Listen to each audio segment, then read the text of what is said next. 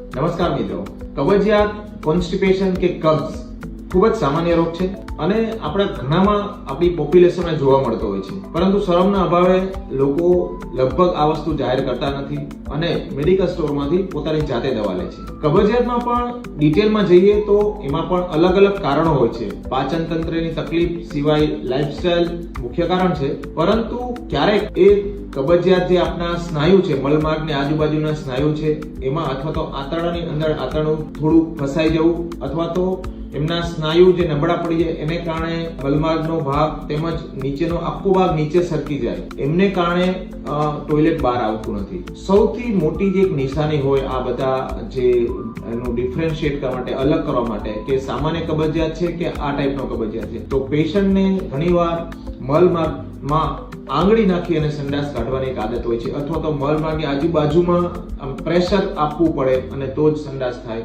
આવું પ્રકારનું એક આદત પડી જતી હોય છે. તો આ જે કબજિયાત સામાન્ય નથી અને આની પ્રોપર તપાસ કરવી પડે અને એની સારવાર કરવી પડે, અને એમાં MRI તેમજ કસરતના ડોક્ટર અને સર્જન ડોક્ટરનો ખાસ ફાળો હોય છે. આ બધા કોમ્બિનેશનથી આપનું નિદાન થાય છે અને સારવાર થાય છે. તો કબજિયાત આવા પ્રકારનો હોય તો એમને નજરઅંદાજ ના કરવો અને પ્રોપર સારવાર કરાવી. Thank you.